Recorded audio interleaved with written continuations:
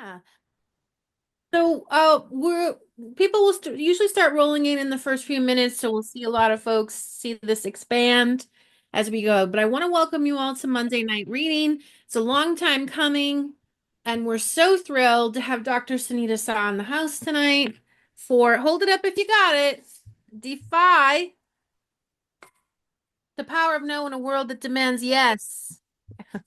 We're so excited. We couldn't even Dr. Saw when her book came out in February because she was too busy with promoting the book. So we're so happy that you are here. Monday Night Reading, if you're new to Monday Night Reading, is something that I dreamed up because nonfiction authors do not have as many opportunities to read from their book as fiction authors do. It's a matter of course for fiction authors, but not so for nonfiction authors. And so we created Monday Night Readings to give nonfiction authors an opportunity to do that. Now it's become a rite of passage in our community where authors who have been through top three book workshop who are published come to read from their published work. So tonight we are so honored to have Dr. Saw. This is uh let's see, you've won at least one award now. Is it? Yes, the gold award. And USA Today bestseller, just saying. Also, can I just point out USA Today bestseller over a month after the book came out. So that's quite a feat. That means it's building momentum and people are talking about it, and that's what we love. Um, Tonight, we're going to hear from Sunita. She's going to read a few things. I'm going to ask her some questions, and we're going to ask things of you as well to participate this evening in supporting Dr. Saab. But mostly, you're here to learn and listen from her. And I don't, this, I wish this wasn't the moment we're in right now, but this book meets the moment that we're all living through at this time. And so we have a lot to learn from Dr. Saab. Welcome, Sunita. Thank you so much. I'm so delighted to be here. I'm very excited to see old friends and meet new people. So thank you so much for inviting me. Yes, and I just saw Mary Tess. Mary Tess. Oh, it is like a homecoming. That's great. Laura, would you please introduce Dr. Saw? I would absolutely love to. Dr. Sunita Sah investigates what makes us comply. A trained physician, she practiced medicine in the United Kingdom and worked as a management consultant for the pharmaceutical industry. She holds a Bachelor of Science with honors in psychology from the University of Edinburgh, a Ph.D. and MS in organizational behavior from Carnegie Mellon University's Tepper Business School, received an Executive MBA with distinction from London Business School, obtained what we in the US call an MD in medicine and surgery from the University of Edinburgh. Currently, she teaches executives, leaders, and students in healthcare and business. Dr. Saw is a sought after international speaker and consultant, advisor to government agencies, and former commissioner of the National Commission on Forensic Science. She is an award winning tenured professor and organizational psychologist at Cornell University who has conducted groundbreaking research on defiance, advice, and influence, with the aim of improving outcomes and mitigating inequalities in healthcare and society. She is the director of Cornell University's Academic Leadership Institute, a professor at Cornell University's S.C. Johnson Graduate School of Management, and an honorary fellow at University of Cambridge's Judge Business School. Her multiple disciplinary research and analyses have been widely published in leading academic journals and media entities, including the New York Times, Los Angeles Times, Harvard Business Review, and Scientific American. And I will put how you can stay connected with her at her website in the chat. And AJ, I'm going to turn it over to you. Laura, it took her a while to get that bio down, Sunita, so that we Thank you, Laura. wouldn't still be reading it 5 minutes from now. Of course, very impressive. I think I think the thing I want to say to you though is I feel like the book that you wrote makes what your research so accessible to all of us. And so that's quite a feat. Thank you. So I'm going to ask you something I haven't asked you in a few years. and that is about your book Fundamentals. For whom did you write the book DEFY? Yes, I was trying to find that right from the very, very beginning when I started in 2021. So this, I wrote this book for people who grew up with a masterclass in compliance, like me, for people who are pleasers, who struggle to say no and want to speak up and reclaim their agency when it matters most. And what is the core message of this book? So we're wired to comply, but we can learn how to defy and live our life true to our values. It's a practice, not a personality. Oh, so good. It's a practice, not a personality. I love that because it's what we're taught that you're a defiant person or you're, yeah. And what's the promise of the book? What do you want for readers? So after reading the book, I want to change the way that you think about compliance, consent, and defiance and increase your ability to defy. So I want to change your mind and your behavior. Nice. Big stuff. Now, have you heard from people after reading it now? I do. Tell me some Yeah. of the feedback. It's been really lovely actually. So that people I don't really read advice books, but I'm following this one. I'm following the advice. People have said that they have been carrying a lot of shame with them for not speaking up at a particular time, and this helped them sort of overcome that and get back onto how they could speak up. Just some really lovely, amazing comments, and they're gifting it to their family and friends. So that means a lot. That's why I wrote the book. Yeah. Yes, yes, the book does its job.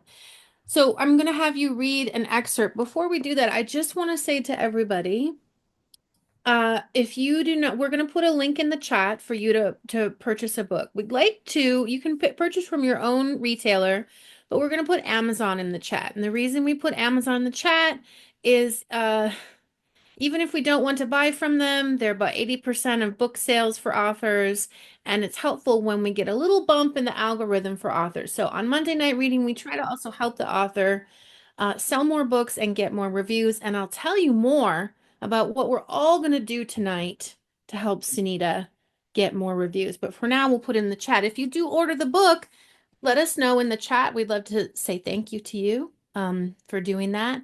I have purchased multiple copies. This is my bookstore copy. But I had so many friends this weekend who were at protests, and I realized that I hadn't bought them this book, and they really, really need it.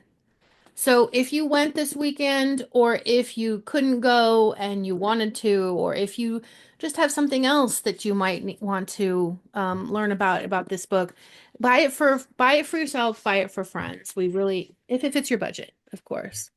So Sunita, we're so excited for you to read. Please cue up this excerpt. What are you going to read for us first? I am going to start with chapter 1, which is called Wired to Comply. Okay. Okay, great. So in 2012, when the Summer Olympic Games were held in London, I was eager to see the flame pass by on its way to the stadium and the opening ceremonies. On the day of the processional, I arranged to meet my husband on a street corner a short walk away from our apartment with our then 5-year-old son in tow.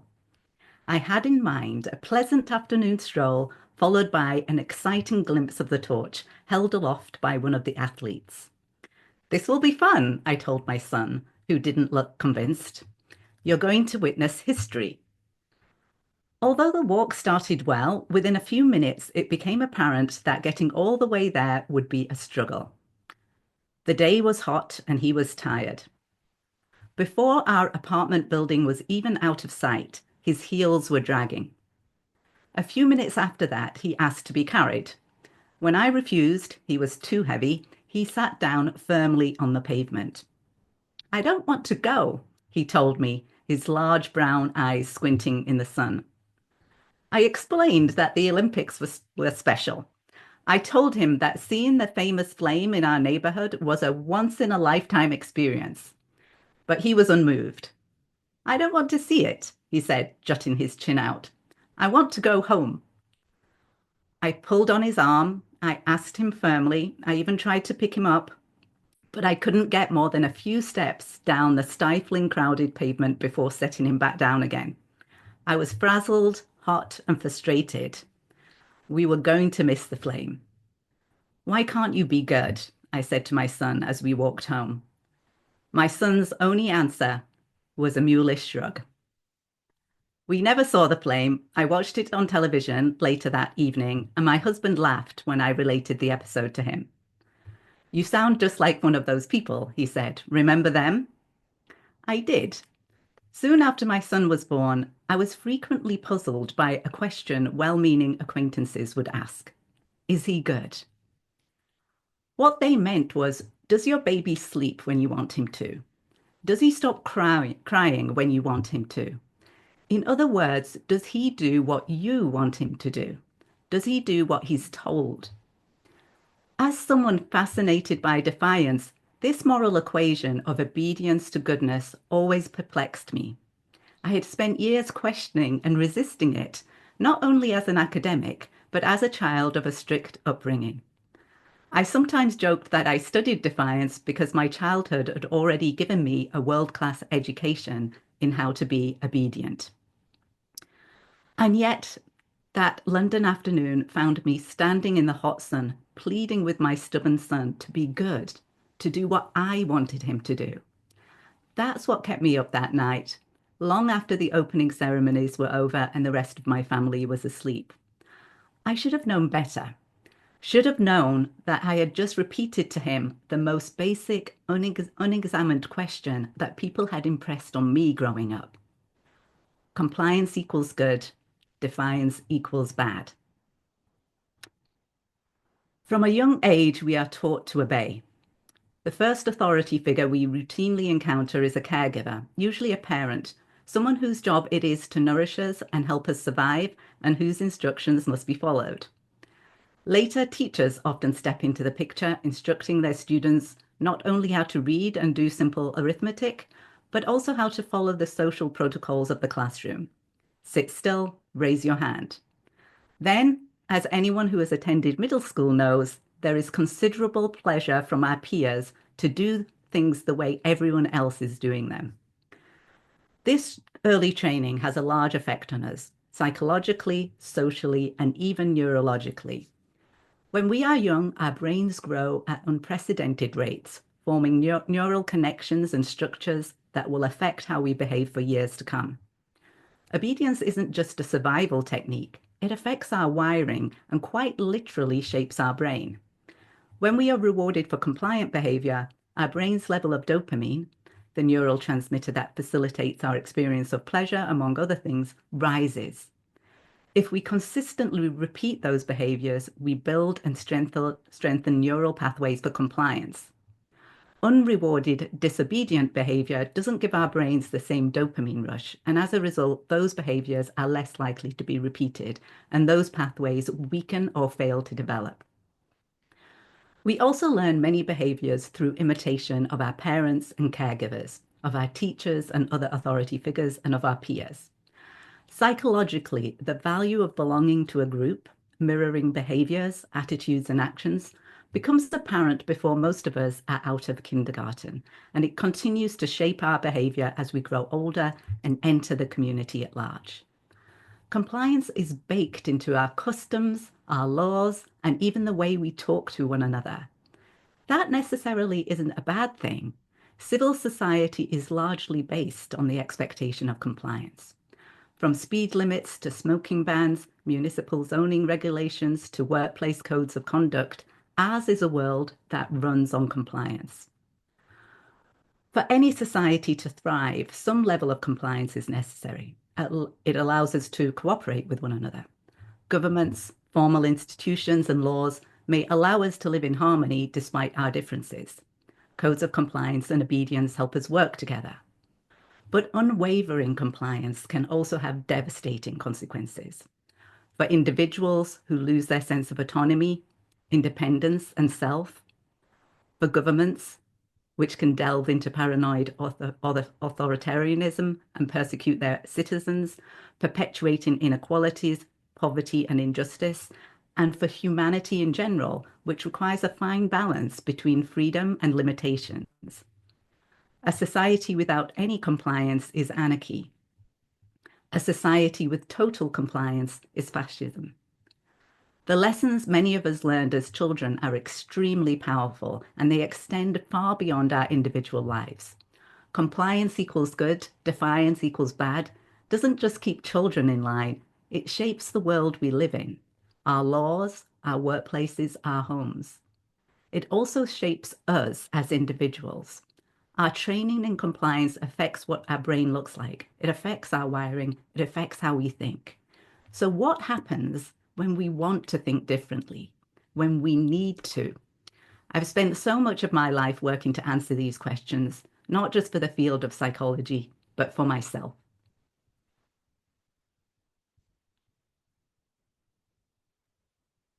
Good. Done with that? Okay. Yay. The chat is on fire. If you're new to us, you might see what we're doing in the chat and wonder, what are they doing? We like to put a line or something that resonates with us in the chat. You can join us. It's a great way for you to participate, and we give the chat to the author, which is lovely. They can't really participate right now, but they get to see all the lovely comments and the lines and concepts that resonated, and that's really meaningful. I want to say thank you to everybody who's been buying the book, Joey, Kathy, Karobi, Mal, who else was, I'm missing people in the whole list. Thank you. I've tried to put a thank you into the chat. We really appreciate it. Thank you, Brian, for picking it up. This is really helpful when we can give a bump in that algorithm, but more importantly, you get the book, and that's what really matters. Sunita, what drew you to this work?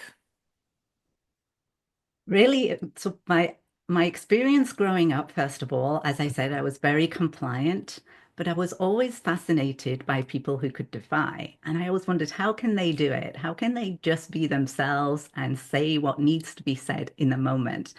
And so that I was, even my high school best friend was somebody who was far more defiant than me. And I was fascinated with that.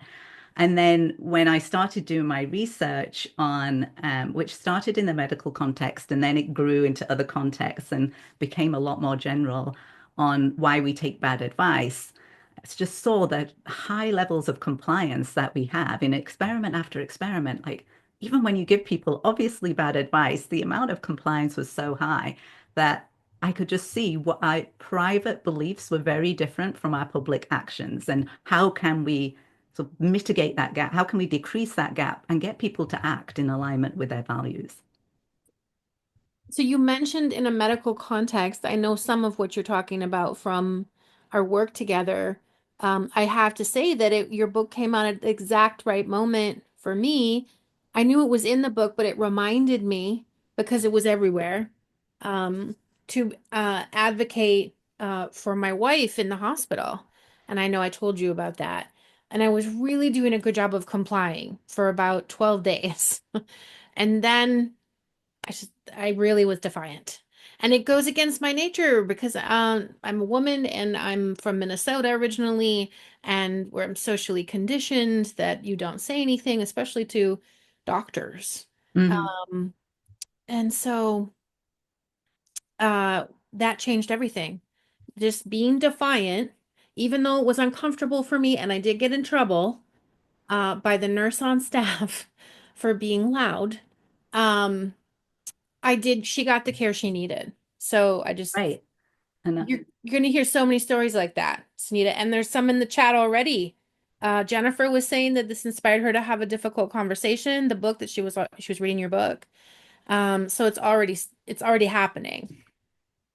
I love that. Thank you. And I'm so pleased that you were able to advocate for your wife in the hospital. That's just amazing. It's because of you. Honestly wouldn't have done it because I'm so set on I don't know best in this situation. Yeah. I want the next reading is longer, so I want to make sure we have enough time for it. And then I have some other questions for you. Are you good to read the next one? Yeah, I'm gonna actually do the shorter one to begin with, if Oh, that's all right. which is it the beginning of chapter 12? No, it's the one from chapter 5. starting with Oh, compliance so is our default. okay, so you're not doing the one from chapter 12 at all? I can do it afterwards if we have Okay. time. Okay, great. All right, yes. Let's go forth. I can't wait to hear the next one. Okay. So this is from chapter 5 in a section that I've subtitled Compliance is Our Default, Not Our Destiny. I remember it as if it were yesterday. I was 7 years old, and my mother and I were walking home from the supermarket, our rickety shopping cart loaded with groceries. Our usual path home was through a snicket. That's what we call an alley in West Yorkshire. That day, we were confronted by a group of 5 or 6 teenagers, the kind of boys my mother would call rascals. "Go back home," one of them yelled at us, and the others laughed. A couple of them tried to block our path. My reaction was instantaneous.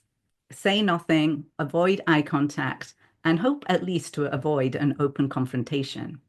I grabbed my mother's arm, looked down, and tried to maneuver quickly past the boys. For much of my life, my mother seemed the model of compliance and obedience. Quiet, generous, and deferential, she did all the cleaning, cooking, shopping, and laundry for the family, constantly worrying about all of her children. I worried about her too. Even as a child, I felt protective of her and how she was navigating a world that was new to her, raising 4 children in a country that was not her own, a place where she did not at first speak the language or know anyone. A small woman in a sari, her hair always neatly pulled back in a single plait, she was not exactly the standard bearer of what we typically think of as defiance. And yet she could, and still can, surprise me. In that moment in the alley, she shrugged me off and with a firmness that shocked me, pulled the shopping cart vertically upright. Her face was set in a determined scowl, her hand on her hip in a half power pose. She's a petite woman, 4'10" at most, but she suddenly looked taller. "What do you mean?" she asked in a clear, uncharacteristically strong voice. "Come on, Ma," I whispered to her. "Oh, yes, you think you're clever," she said, staring the boys down. The boys seemed cowed now, their eyes darting to each other. None of them answered. "You think you're so strong," my mum continued. "Big, tough boys, right?" Then one of the boys muttered, "Let's go," and they dispersed. Mum carried on walking through the snicket, head held high, her green sari trailing behind her in the breeze. I stood frozen for a few seconds, then ran to keep up beside her. My mother made this trek twice a week by herself, and although she occasionally came into the house muttering angrily to herself, I always assumed it was because she was frustrated with our unwieldy shopping cart. But this had clearly happened before. She had encountered these boys or people like these boys for years. And that day something changed. She was tired of giving in. She had had enough and she spoke up. I had never dreamed that my mum would tell off a group of street toughs. It was so far beyond her normal behavior that until it happened, I didn't even think it was within the realm of possibility. She had always seemed to me a compliant person, someone who took pains to defer to others, who was unaggressive and unassertive, who always kept quiet and served the needs of those around her. I had slotted her neatly into a binary definition of obedient and defiant people. But I was wrong. I learned that day that it was not so simple, that defiance often comes from the people you least expect. And though it often looks like an instantaneous reaction, its progression from feeling to intention to action can take a long time. My mother's defiance was a surprise to me, but I do not think it surprised her. She was ready for it. Defiance is a practice, not a personality. When I started writing this book, my editor asked me to name someone I'd always thought of as a defiance role model, someone from my life who embodies the spirit of what it means to defy. No one came to mind immediately, and after a few days, I realized I didn't have a person in mind, but rather a set of defiant actions. The image of my mother berating those boys in the alley in Yorkshire is etched into my memory with striking clarity. Both my mother's and father's positive defiant actions I witnessed of a child has stayed with me. They stand out, like my friend Clara waltzing into the school assembly without her red sweater. These experiences made me realize that defiance is not an inherent character trait, not a consistent identity. You can be defiant one day and compliant the next. Defiance is an action, a variable behavior that depends on the situation. Just as there are no inherently good or bad people, only moral and immoral actions, there is no such thing as a completely defiant person or a completely compliant one. The movement from compliant to defiant is always ongoing, but these moments of defiance observed in others or in ourselves have the power to shift our core sense of self, what we understand, what we value, and what we perceive as possible. They shape our ideas about the type of society we'd like to live in.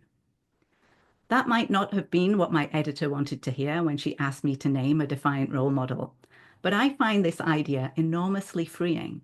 It means that defiance is possible for anybody, even the people who consider themselves compliant. We may be wired for compliance, but we are not trapped by it.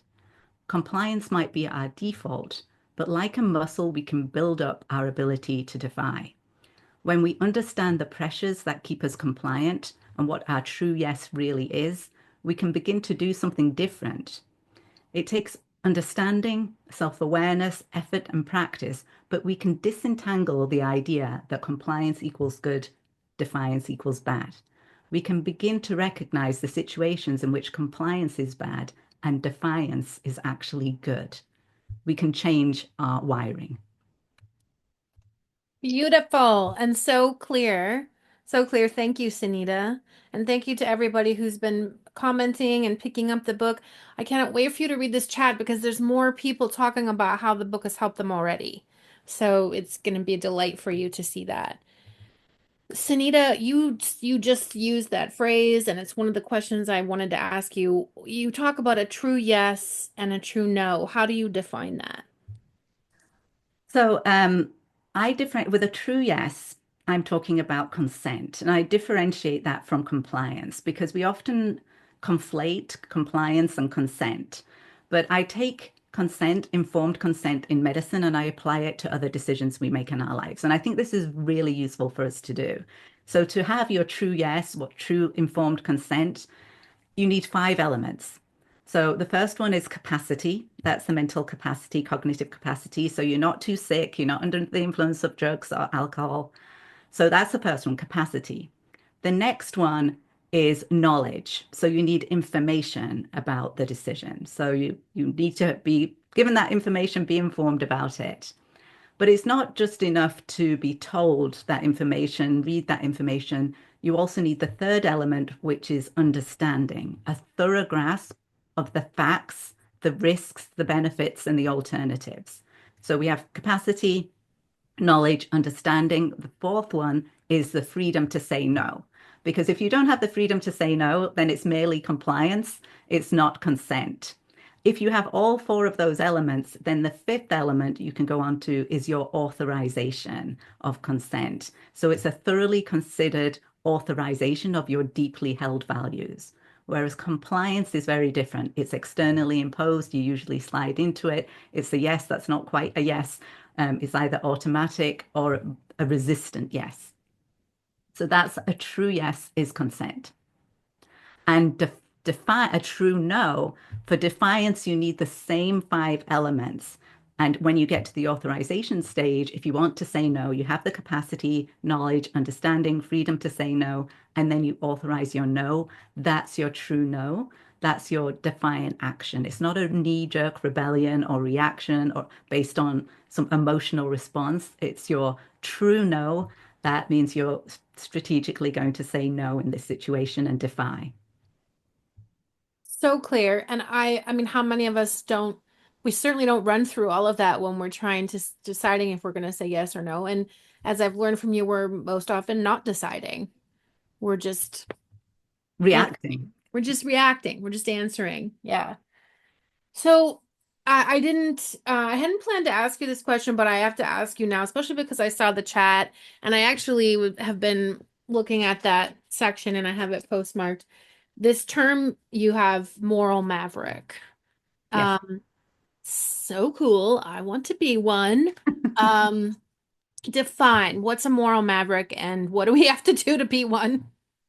So you really have to just make defiance a practice. It doesn't mean you have to get it right every single time, but if you practice defiance, you can become a moral maverick who can speak up and act when it matters most, especially when there's pressure to do otherwise.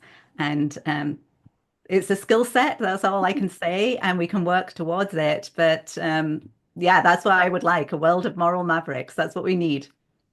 We do. We so need that. Um, but there's also people who can't speak up for whatever reason or feel like it's not safe to speak up. And you do mention that, and you talk about ways that we can be defiant quietly. Yeah. Can you just share some examples?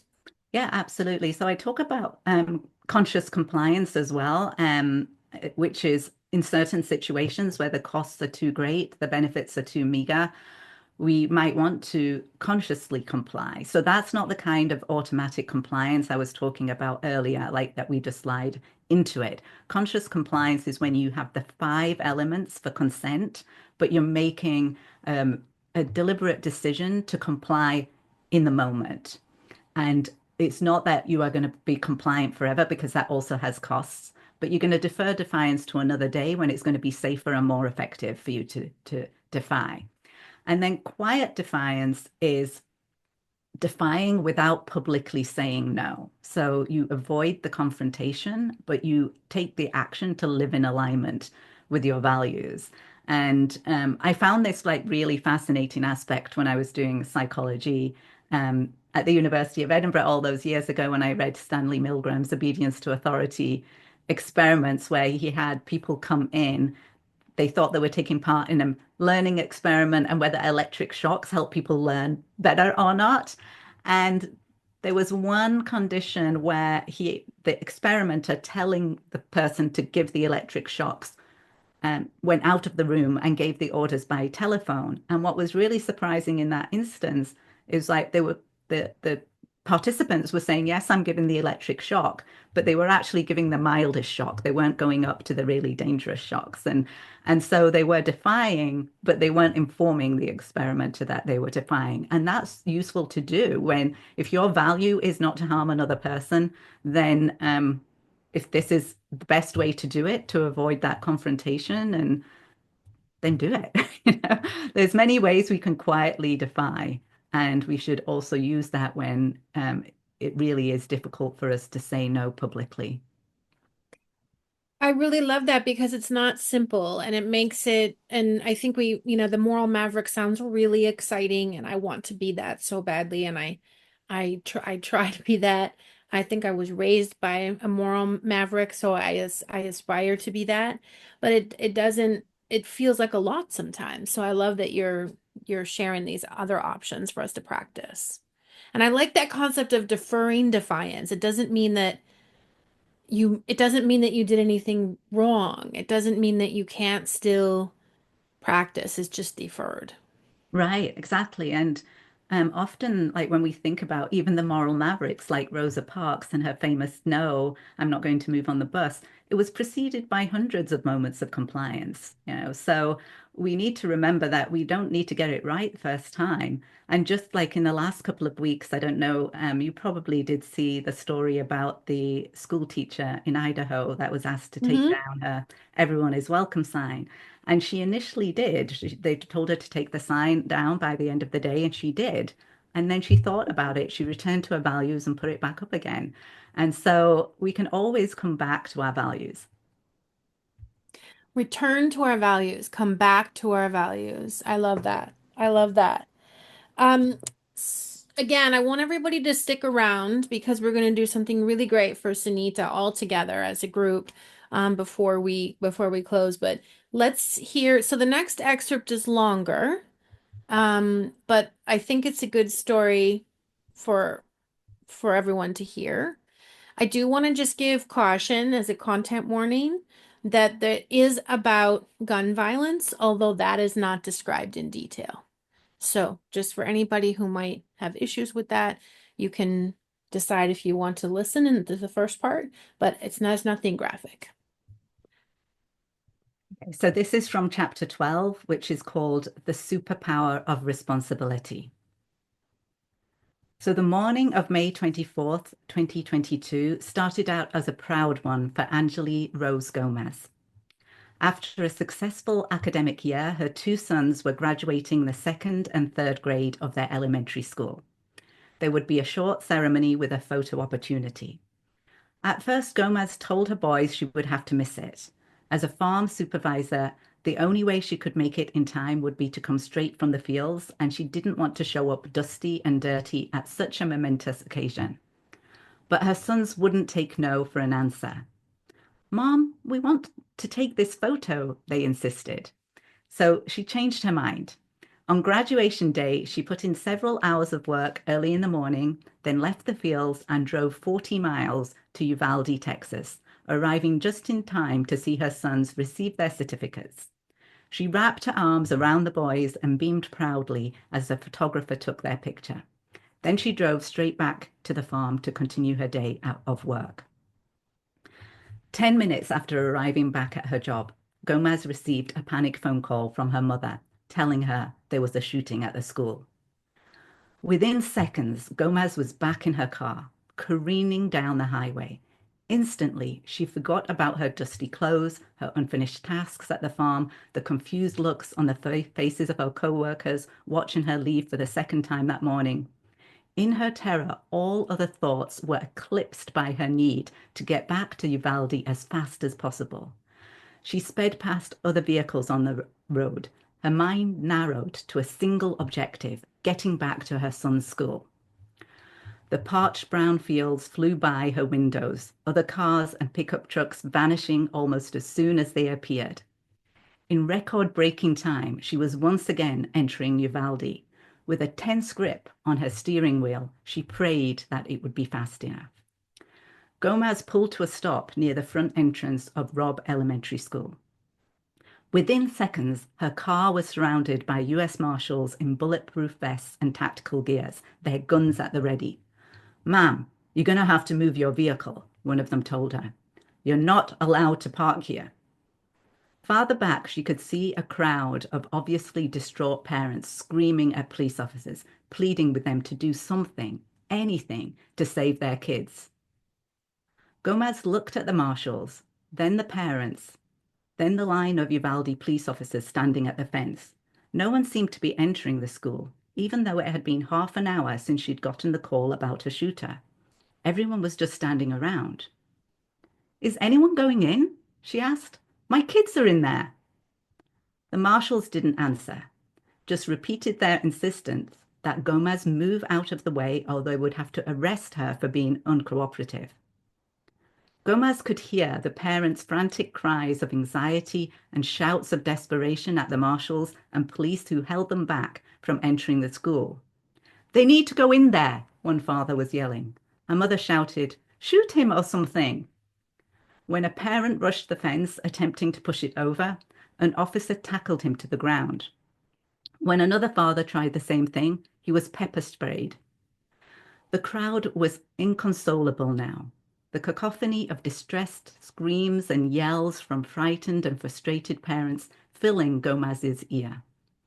She added her voice to their anguished chorus, berating the officers for not pursuing the gunmen. What were they waiting for? Why weren't they doing their jobs? Gomez had been terrified, then confused, and now she was furious. Where were her children? Were they alive, and why was no one doing anything to save them? "Ma'am," a marshal told her sternly, "if you don't move, we'll have to arrest you." "Well, you're going to have to arrest me because I'm going in there, and I'm telling you right now, I don't see none of you all in there," Gomez yelled. "If you all don't go in there, I'm going in there."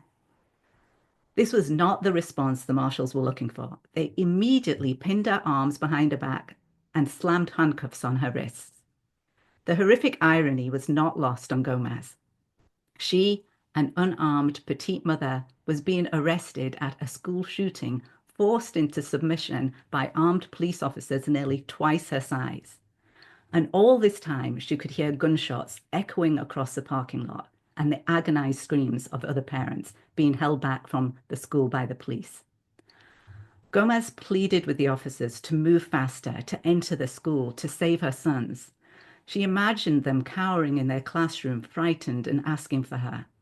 Her oldest son, his watchful eyes wide in terror, staring at the door. Her youngest, hiding his face behind his shoulder-length curls. Straining against the handcuffs, bruising her wrists on the metal and twisting her arms in desperation, she begged and pleaded, cajoled and harangued. But nothing she said made any difference, and eventually she realized that continuing to resist in this way wouldn't get her anything. So she took a different tack. Recognizing a local Uvalde police officer, she took several deep breaths and consciously lowered her voice. Calmly, she persuaded the marshals that she would cooperate and they could uncuff her. The local cop stared at her for a moment, then nodded. "You can unlock her," he said. "She's calmed down." Gomez was compliant and quiet as the marshal moved behind her with the keys. She relaxed her tense body as he fit the key into the lock. But in the split second after her hands were freed, she wriggled free of the marshal's grasp, and instead of walking back to the other parents, she sprinted directly towards the school. Gomez had a few seconds head start. She knew the marshals and Uvalde police officers were pursuing her. But unencumbered by weaponry or tactical gear, she was faster and more agile than they were. She swiftly jumped the metal chain link fence that lay between her and the classrooms where her terrified children were hiding. Her heart racing, she dashed to her older son's classroom door and slammed her fists on it until the teacher appeared. "The police are behind me," Gomez said. "They're already bolt-cutting the fence to get me." "You think we have time to get out?" Gomez responded. "You have time." The teacher opened the external door leading out of the classroom and cautiously beckoned to her students. Gomez didn't have time to do what she wanted to do, run to her oldest son, sweep him up in her arms, and tell him everything would be okay. The police were almost on her, and if she didn't keep moving, she'd never get to her other child. "I'm going to run for my other son," she said. Then Gomez kept running as fast as she could. She could still hear the gunfire in the distance and the kids screaming. As she passed nearby the cafeteria, she heard cries, "I want my mom! I want my mom!" She fell to one knee and said a quick prayer. Then she ran again. Through each window she passed, she saw the eerie vision of a school in lockdown. She didn't know exactly where her younger son's classroom was.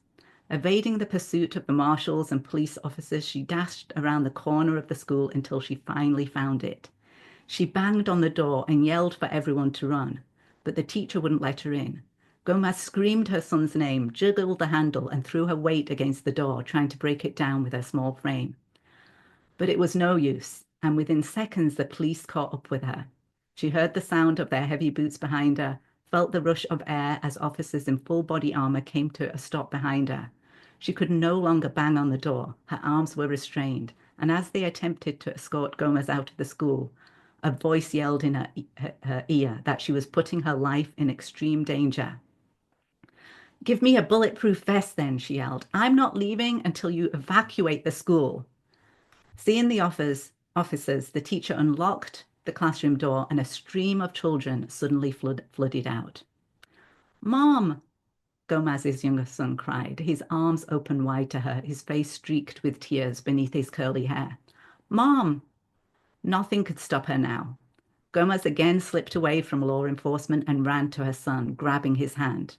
Together they bolted for the relative safety of the parking lot, where her other son was waiting. Her chest heaving, sweat pouring from her body, Gomez was too exhausted and keyed up on adrenaline to cry. But when the two brothers saw each other, they burst into tears. They hugged each other, then their mother. I'm so glad you're okay, the older boy said, reaching out to hug his younger brother. He had always looked so much like his mother, the almond eyes, the pert nose, the expressive mouth. And at that moment, their expressions were identical, a mix of terror, concern, and relief. I was so worried you weren't, her younger son replied. The events of May 22 at Robb Elementary qualified as the third most deadly school shooting in American history. 2 teachers and 19 students were killed. Although other people witnessed her actions on that day, Angeli Rose Gomez did not tell her story at first. A local Uvalde police officer quietly informed her that because she was still on probation for an offense committed nearly a decade prior, speaking to the media could lead to new charges related to obstruction of justice. It took a judge reducing the terms of her probation and commending her actions on the day of the shooting to give Gomez the reassurance she needed to publicly tell her story. Gomez is still angry about the way she was treated on the day of the shooting. But more importantly, she is saddened and traumatized by how unresponsive the police were to the tragedy unfolding in front of them. In the days and weeks after the shooting, she joined those protesting the police force in downtown Uvalde, a small town west of San Antonio that usually doesn't see much in the way of civil resistance. Every day she wonders what would have happened to her boys if she had not defied police orders. Would they have survived? Would she be able to live with herself if they hadn't? One thing she knows for certain, the police were negligent. They stood by and did nothing while children died. And she tearfully told a reporter, they could have saved many more lives. They could have gone into that classroom, but they were more interested in keeping us out than getting us into that school. Gomez said in the months following the attack, she was harassed by local police officers to such an extent that at one point she had to live separately from her children to spare them the threats and surveillance she experienced. Several times she has been followed by police. Once through the windows of her home, a squad car began flickering its lights at her. A clear sign, she says, that local police were targeting her for intimidation.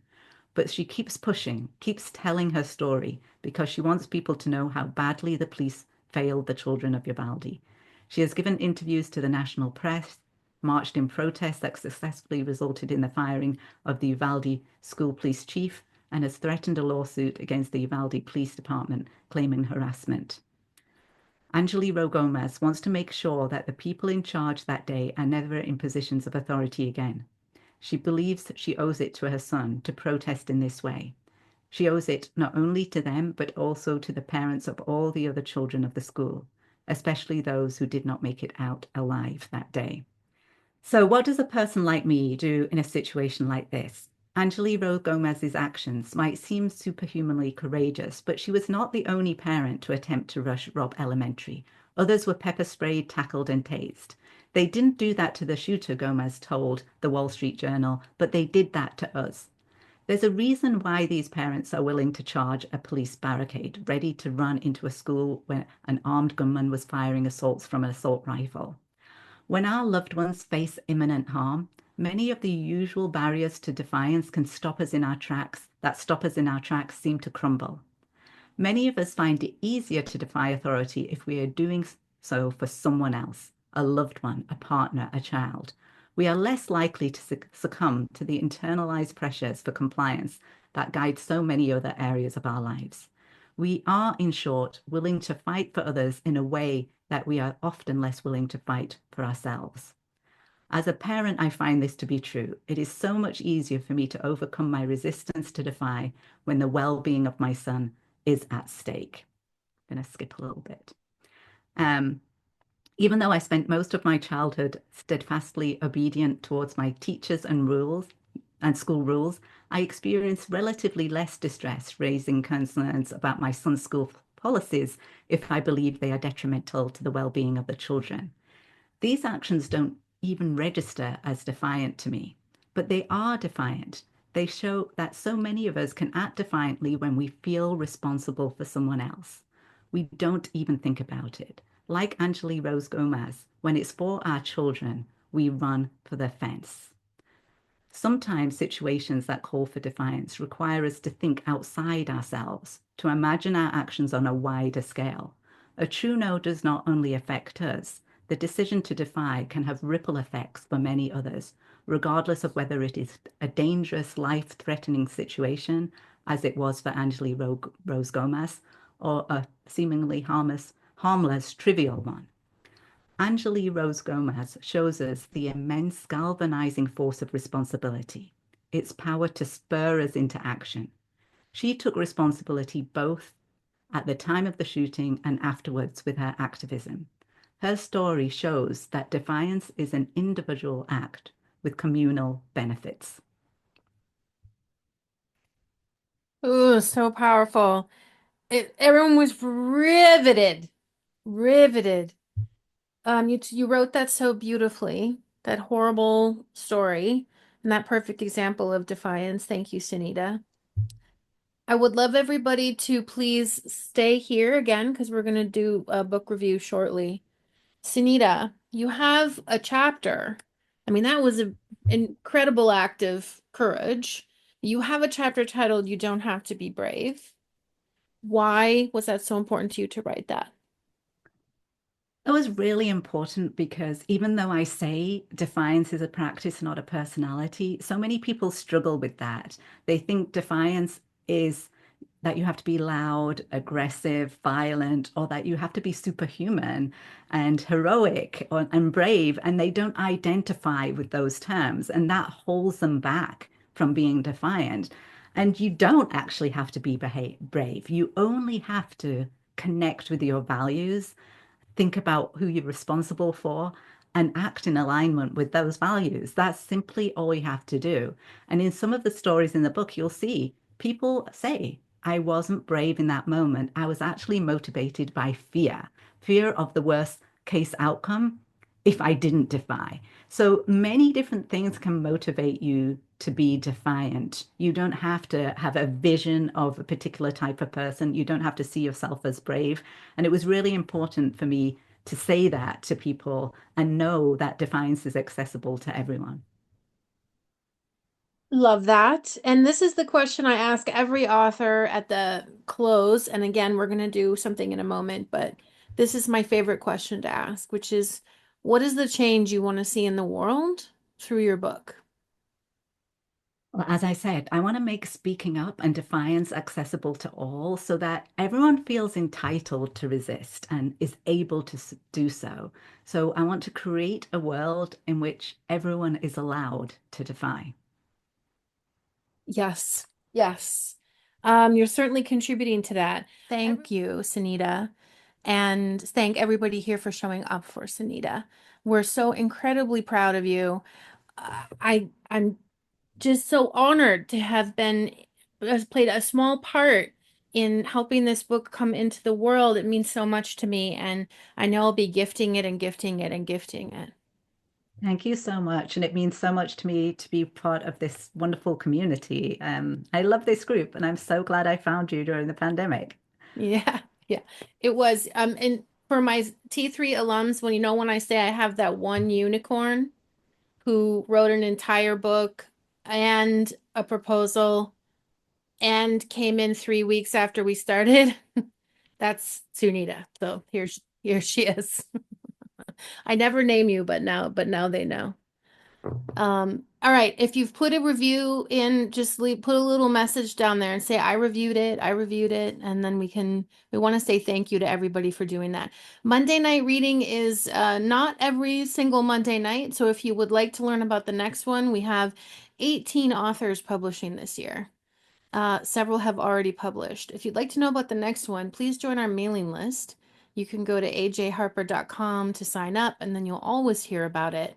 You can also learn about it if you are connected to me on LinkedIn or Facebook. Those are all the social places for now anyway. But we'd love to have you on the mailing list. All right, everybody. Thank you for supporting Sunita. Everybody have a wonderful evening.